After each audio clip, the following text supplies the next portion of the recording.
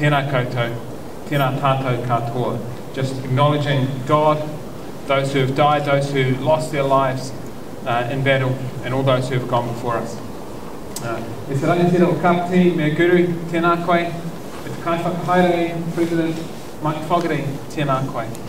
E te ope katoa o Aotearoa me tō whānau, the men and women of the New Zealand Defence Force and your families, tēnā koutou katoa. E te tia te tāanga mana ngā rangatira, tātou kia whakarau ka mai nei, e tēnā wā, tēnā koutou, nau mai, haere mai, tuki mai, tēnā tātou katoa. It was the 2nd of January 2008, and most Kiwis were sitting on the beach, recovering from another New Year celebration, while over in East Timor, the 35 of us there in the Air Force deployment were thinking of packing shortly to return home. We were a small group at an ANZAC helicopter base in the middle of downtown Dili, and we had 2 helicopters. One was always on immediate readiness if someone needed rescuing or forces around the country needed help. But they'd already been called out that day when the phone call came in to say a UN police station in a small village called Amira was under attack and could we help.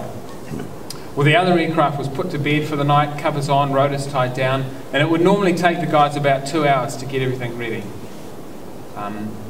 And over the next 12 minutes, I saw this small group of Kiwis spring into action as maintenance personnel, like Ben ran out and got the aircraft ready, ripped off the covers, did a quick servicing. Spare aircrew were doing our pre-flight inspections for us, guys fitting the guns to the side of it, the boss Nick running and doing the paperwork to get it for us. And as I jumped into the aircraft, there was Nick the boss handing me the paperwork to sign, the maintenance team giving me the technical log to sign, and the co-pilot starting the aircraft already.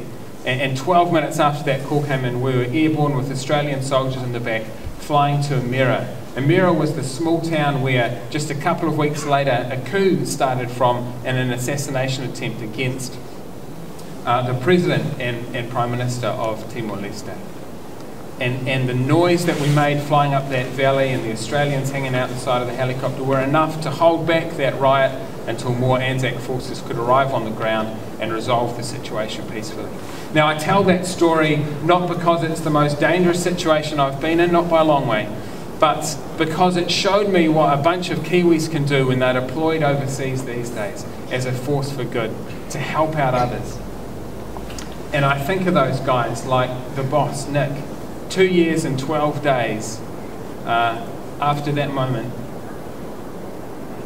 Nick was killed in a crash just up the coast from here, training with the Air Force. A couple of months later, Ben, the maintenance guy, along with the husband of someone else there, and one other, were killed in an Iroquois crash on ANZAC Day 11 years ago. And one of the crewmen that flew with us that day was critically injured in that crash. On ANZAC days like this, I like to take a moment just to remember my friends like Nick, Murray, Ben, Dan, and Leon, who was killed in Afghanistan.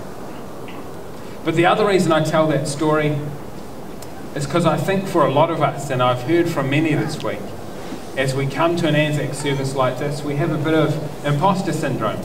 We think about our stories and our service, and then we think what those original ANZACs did 106 years ago.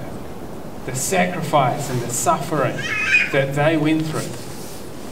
All of those that never returned home. I think of my grandparents' generation in World War II. I think of those that served in places like Vietnam, or 70 years ago today, another great ANZAC battle in Korea.